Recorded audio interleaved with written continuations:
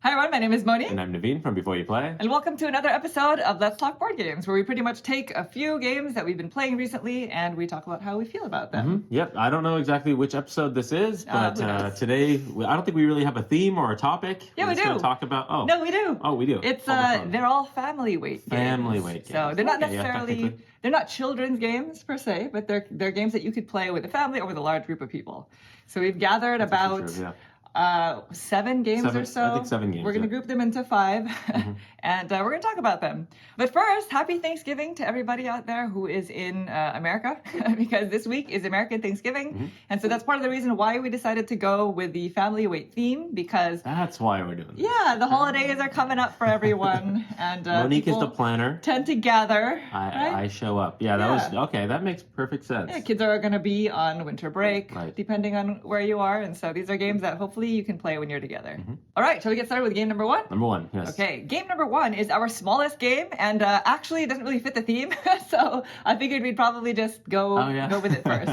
It is another button shy game, and it is actually their newest one to be released, called Battlecrest. So we have 2 of these. This is the base game, and then we also have the expansion collection number 1, which I believe is the solo expansion. I could be wrong. We did not play the expansion, so we're just going to be talking about the base game today.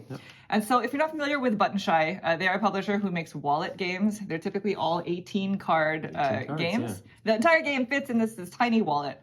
So the last time we did a Let's Talk Board Games, we covered Skulls of Sedlic.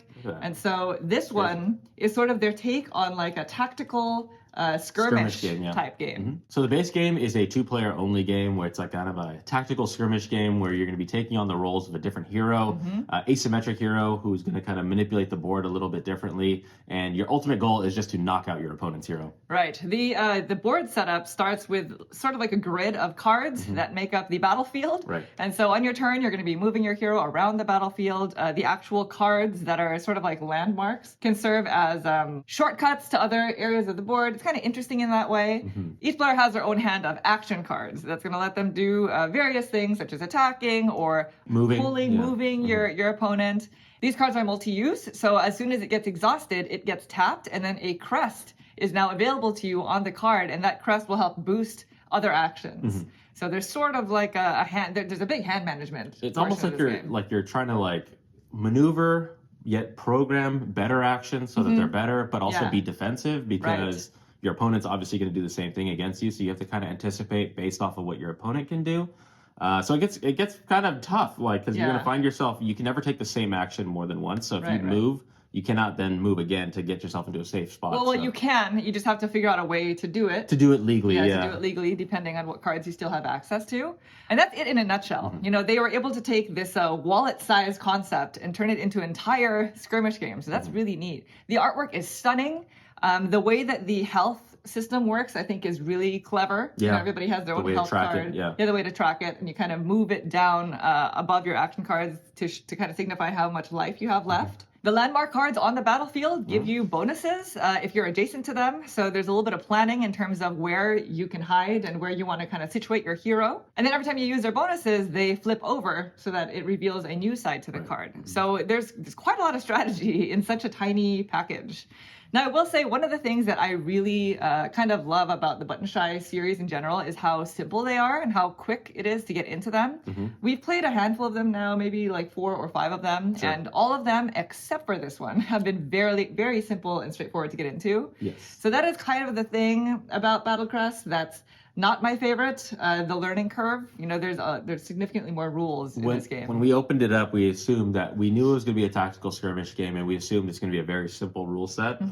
But there's a lot of complexity in this one. There's actually 2 rule books, one of which we received with the game, and the other one is online. So I'm not exactly sure why they didn't just include it as part of this. It seems like it should be another leaflet. Fit space, or maybe just didn't fit space. Maybe we're missing ours. I don't know. Yeah, I'm still very impressed that in a tiny wallet, my actual wallet is bigger than this, and you can fit a pretty dense strategic game in this little package. I don't know how they keep doing it. Yeah, this is definitely the most AP-inducing game out of all of the Button Shy games that we've tried. And so if you enjoy Button Shy games for their simplicity, then this one is less simple. But if you really like kind of skirmish type games and are interested in that sort of gameplay, then that's right down your alley. So that is Battlecrest, designed by Dustin Dobson and Milan Zivkovic. All right, so now on to the true family weight games. By the way, if you hear any noise, we just had some gardeners start gardening right outside. When we hit record. Yeah, so we're gonna try to minimize that in the audio, but we just gotta keep going, right? We have to keep pushing. Yeah. Next up, we have 3 card games, all from the same publisher, Heidelberg Games, and that is Spicy, Sweet and Spicy, as well as Hungry Monkey. Yes. So these two are very, very similar, and this one is a totally different game compared to these two so right here. This one stands on its own. Right. So we'll talk about them separately. Sure. Let's start with Spicy, shall we? Let's do it, yes. And so Spicy and Sweet and Spicy are both basically plays on the same game. They're both designed by the same designer, and I believe it's Zoltan Gyuri. And so if you're familiar with a game called BS, I don't know, that's a game that we played a lot when we were younger. A card bluffing game. Which typically uses a standard 52 deck of cards. Yeah, stands for something. It does.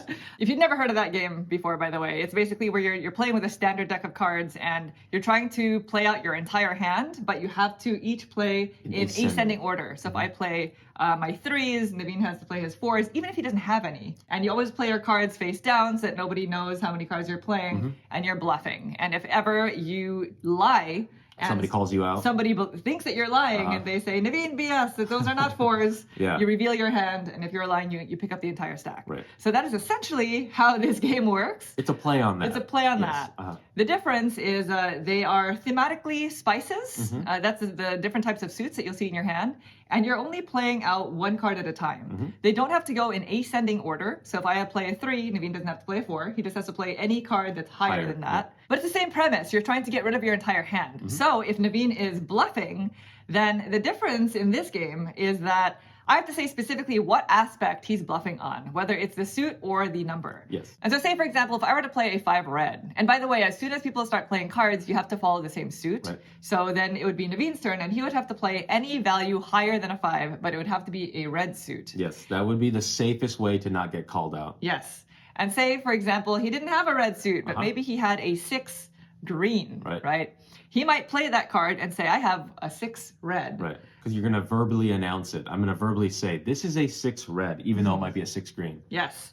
And if I were to call his bluff and say, I don't think you're playing a 6, as long as he played a 6, it doesn't matter what the suit is, then he's totally fine. If that makes sense. Yeah, so you call out the bluff, and then I reveal it, and if I reveal that it is in fact a 6, even though it's not a red, then Monique is penalized for that. Yes, and so the whole thing is whenever you call out a bluff, you have to say whether or not you think it's the value that's incorrect or the actual spice. Right. And so that is what kind of sets it apart from games like BS, because in BS you're basically just saying, I think the entire thing is wrong, right? Because in BS you'd be like, I don't think that's a 2. Yeah. And it's like, well, I didn't have a 2, so you got me. There's some card counting in that as well. So this makes it a little bit more simple, but also a lot more gamified. There's a lot more strategy to it.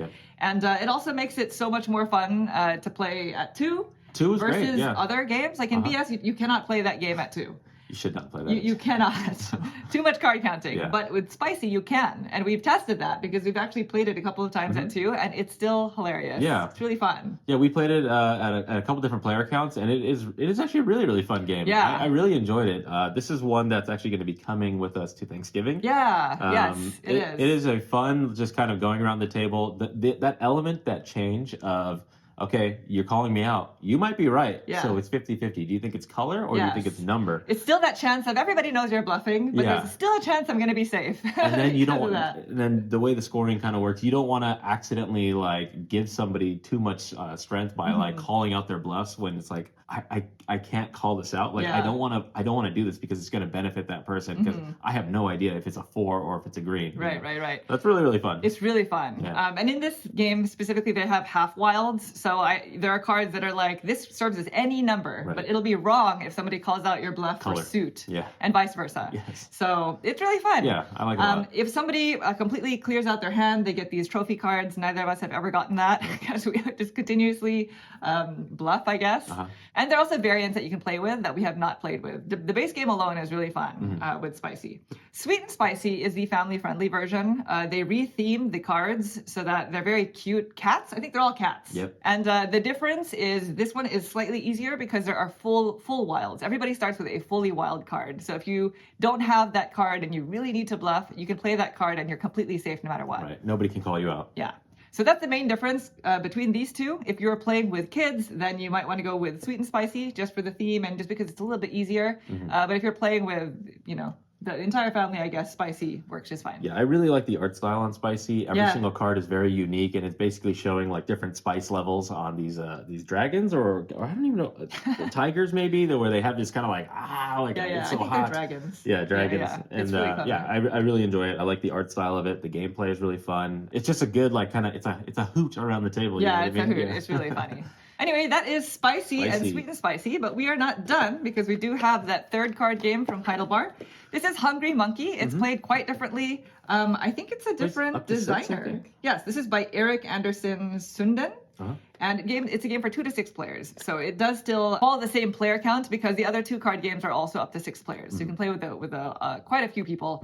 And so this is quite different. In this game, you're also trying to get rid of your hand of cards.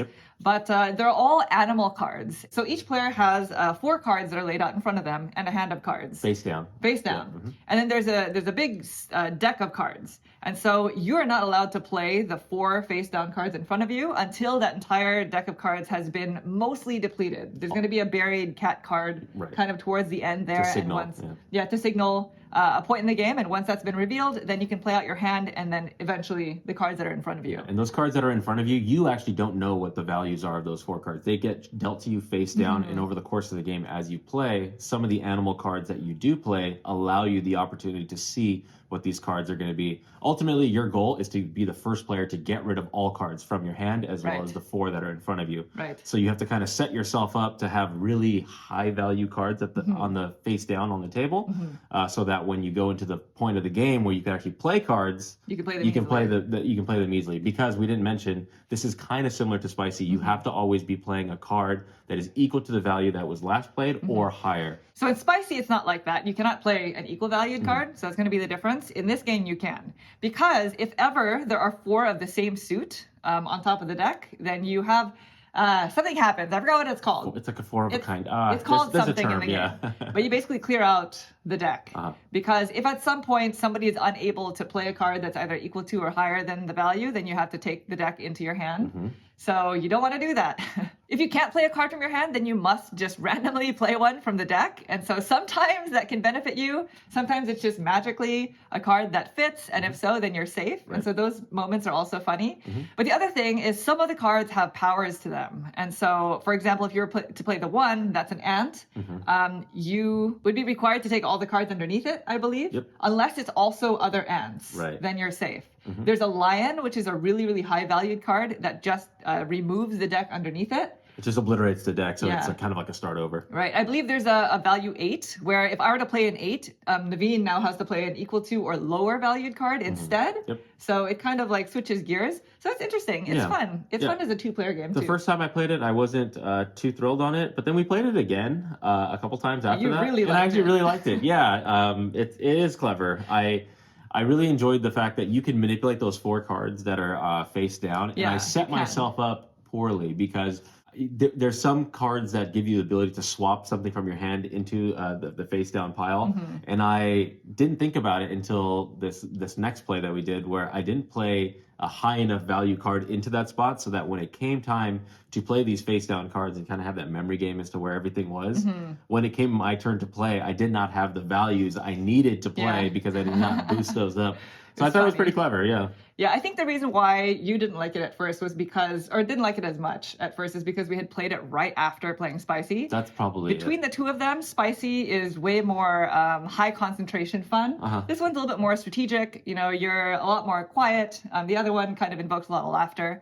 But when we played it the second time, we kind of played it on its own as like a winding down kind of game. And I really liked it too. Yeah, I think this is also coming to Thanksgiving because it plays up to 6. So, it's great. Very simple to teach, very easy to understand. There is no little like cheat sheet for players to know what each number or symbol kind of means. Yeah, so you'll have to pass around the rule book maybe because you don't want to give away your hand. Right. That's the only kind of gripe. The artwork on it is it's a very like Indian-esque kind of look to it. I think that the artist. Yes, the art is by Sushrita Bhattacharjee. So all of the art is very kind of like Indian flavor. So it looks beautiful. Same with Spicy, by the way. They both have fantastic artwork. Yep. Anyway, if you're looking for card games to play with a family, with a larger group of people, these three are definitely highly recommend. Really like these. All right, next up we have an Unlock game, but this one's a little bit different because it is Unlock Kids. So this is the first time that we've ever experienced or seen an Unlock specifically for kids, which is great because if you've seen any of our other review videos that feature Unlock games, I don't know about you, but it's definitely my favorite of the genre of escape room type games. They are definitely my favorite, Yeah, if you're not familiar with what I'm talking about, there's basically a genre of board games that are one-time use, basically, because the ultimate goal is for you to escape some sort of a scenario. They all do it a little bit differently. The way that Unlock does it is with a deck of cards. And so you don't have to rip anything apart. They're easily resettable, so you can give them to a friend afterwards. The regular versions, there are a ton of them now, and they usually have you go through an app. I think they always have you go through an app. And they're about an hour-long scenario. Some scenarios are about 90 minutes long. And they always grade you on stars, depending on how many hints or errors that you made. And time. And we are really bad at them. We always need a hint. We just enjoy them. Almost always, yes. Love unlocks. And so this is going to be specifically for kids. The themes are very, very much so themes that kids would enjoy, I would say, right? Yep. But the biggest difference is that for this one specifically, there is no app. On purpose. On purpose. On purpose, yeah. I think the publisher and designer really made a push to try to get kids off of screens. And so if this sounds like something that maybe you're going through, this might be something down your alley to try to play with the kids. The gameplay itself, as well as the themes, are I want to say they're geared for younger kids.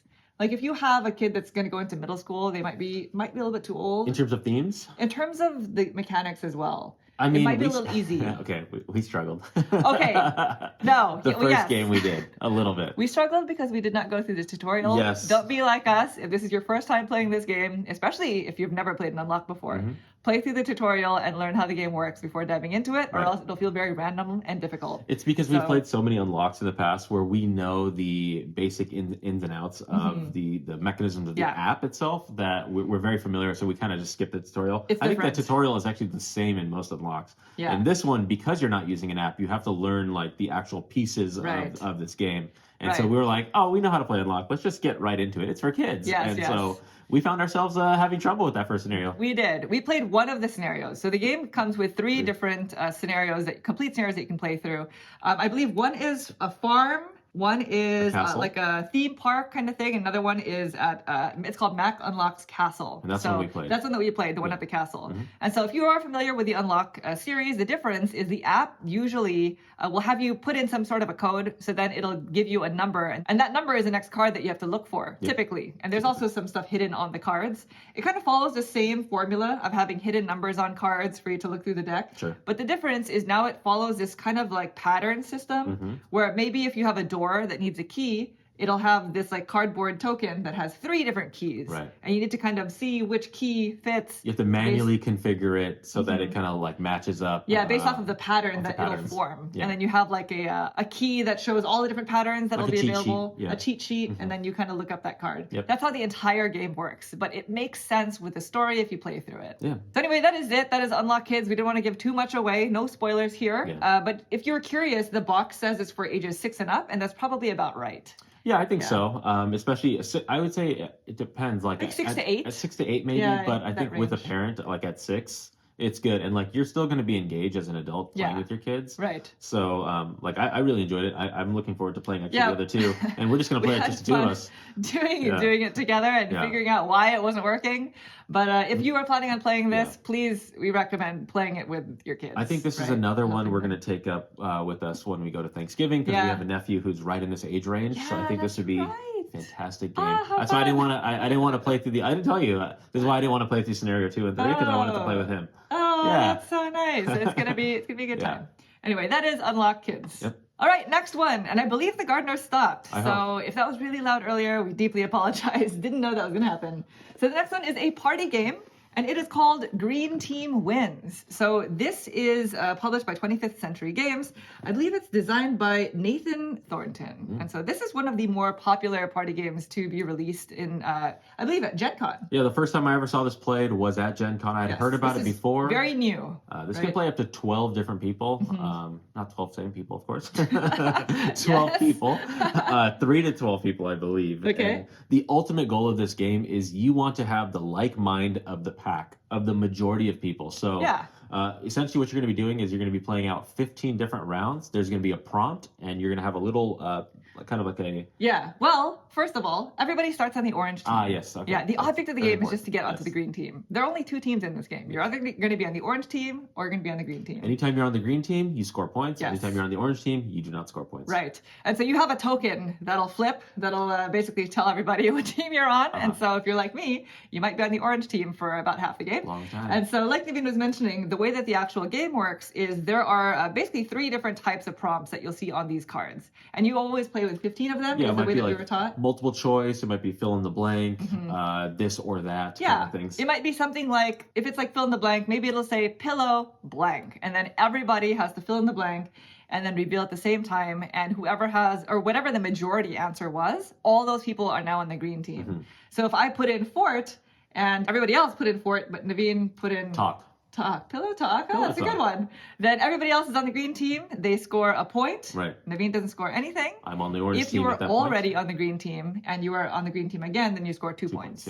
And so that's basically how the whole game works. Yeah, so the max you can score is 29 points because obviously you start on the orange team. So if you always get on the green team, you're going to score a max 29. Because if you ever score with the green team while you're on the green team, you get 2 points. Right. So that's why you can score a max of 29. Yeah. And the other 2 types of prompts, by the way, are multiple choice and this or that. So would you rather do this or would you rather do that? Yeah, there's a whole bunch of different prompts that it comes with. Yeah, exactly. And it's just kind of like, you're just trying to not answer actually truthfully, like what you would think. You're trying to answer what you think everybody else would think. Yes, exactly. So like there was one prompt that's like, best type of syrup, maple syrup, chocolate syrup, or some other one. Me, it's chocolate syrup. But I knew we had Canadian friends. We had Canadian friends there. I was like, there's 4 people here from Canada. Of the 12 of us playing, I'm gonna have to say maple because I want to stay on the green team. That's what I was thinking too. So like it's definitely chocolate syrup. Yeah. And so we've actually only played this game once, but I believe it was at the max player count. 12. This is definitely a game that you want to play with. The more players, the better. So if you have not that many players, it might not be the best party game, but if you do have a lot of players, it can be very funny. Especially on those fill in the blanks, it's really nice at 12 players because like the majority that's a green team could only be 3 of the same people. Like 1/4 of the group thought the same and everybody else had a bunch of individual thoughts. So that's what made that really cool. I could see like if you're playing at like 4 or 5 players, that kind of connection can become a little difficult. Might be lost. Yeah, it might be a little lost. It just you might not have the same sort of moments that you'll have in higher player counts because this game does have a lot of really good moments, especially those aha moments when people click and just being in a big group setting and trying to guess what a majority of people are going to guess. I really like when a prompt is being read and everybody's like writing down. It's like, all right, we all know the answers here, right? Like, right? Okay. Unless you're me, there was literally one prompt where everybody was on the same page but me. I was literally on the orange team for half the game. I am very bad at this game. You gotta think like the group. Yeah, you gotta go hive mind. That is Green Team Wins. Okay, the last game is probably the most strategic one in terms of gaming, and this is called Maui. This is from Plan B Games. Monique and I heard about this also at Gen Con. Yeah. This one plays 2 to 4 players in about 8 and up in about 30 minutes. It's designed by 3 different designers. We have Gregory Large, Frank Critton, and Sebastian Pauschon. And so this one, you are essentially trying to compete to collect different towels and lay them out on a beach to try to score points. Yeah. Everybody has their own player board that represents a beach, and you have a starting towel. And the way that you score points is based off of this score track that has all the different patterns that you'll see on the towels. And so on your turn, you're basically going to draft a towel from the board. You potentially have to pay with your sand dollar tokens depending on how far the towel is. There's kind of a market where like certain towels cost 2, another set costs 1, and then 1 is free. So you can always get the free one, but it might not be the most ideal one for you when you try to score. Alternatively, you don't have to take a towel. You can just take all the sand dollars that have collected there from other people paying. When you take a towel, you're going to place it on your board and it has to be connected to the last place towel. Right, some way. Some way, yeah. If any of the colors match, then you're going to look at the row that they're matching in, and that tells you how many spaces on its pattern track you're going to advance on. Yeah. And there are also some other aspects on your board itself where when you cover it with a towel, you get that bonus or benefit. Like there are pearls, there are, depending on the version or the variant that you play with, sometimes it can be bad. Yep. You can also get a boost on a different track. So you kind of have it all laid out for you and you can kind of try to plan your route. But if the towels aren't coming at the right consistency when it's your turn, then you could find yourself drifting away from the way you want to score. So you really, the way the scoring is kind of structured, if you're keeping kind of in the center line, you're going to score the least amount. Yes. But if you're playing on the edges, you're going to get a 3x multiplier on that score track. But you're kind of cut off from all those different little like bonuses that you're trying to get. So there's kind of this like balance between like, okay, I want to play it and like get as much in this 3-row as possible. I want to max out that towel color and then try to go for another towel color and just like really just try to keep going as much as you can. Yeah. Each towel is going to come with 3 different patterns on it. So the most ideal thing would be to pair like the perfect pair next to each other so you can advance on multiple towels. But it's really hard. Very hard. You cannot reorient the towel. Yeah, you cannot reorient the towels. They have to be in a certain configuration every time. So it's surprisingly quite strategic. It's a very family weight game, very puzzly, relaxing. You know, it's got this like beach theme, but also you're really trying to score those points and you're trying to match those colors in some way. So it was a little bit AP inducing for me. Yeah. Very clever design. Yeah. I thought it was actually really nice. Yeah, it has like a sweet spot. Yeah, when it was just told to us at Gen Con, when we kind of sat down and kind of demoed it, just real quick, like I was like, that seems really like a nice like lightweight game where like this is a good like gateway game, but it's still something that me as a seasoned gamer would really enjoy. Yeah, definitely. So. It's not quite a filler because it's a little bit longer than that. But it's definitely one of those, like, I just want to play a game and I don't want it to be like a really heavy Euro. So play something like this. I will say my only 2 criticisms of it is by me holding it up like this, things are probably everywhere in here. Oh my gosh. So just be very cautious when you're transporting this. I will deal with what's going on inside this later. There's a nice insert, but it's not packed down enough. So if you're going to stand this up and take it in a bag, is the insert nice? If the insert's not functional, is it really nice, right? Okay. The insert is not the best because the components they're a mess. And we've feared losing components a couple of times because of that. And the color choices that they made for some of the player colors are not the best decision. There's one red and another red. Yes. We're going to show a picture right here. These are 2 different colors of red. And I know the camera probably is making it a little bit.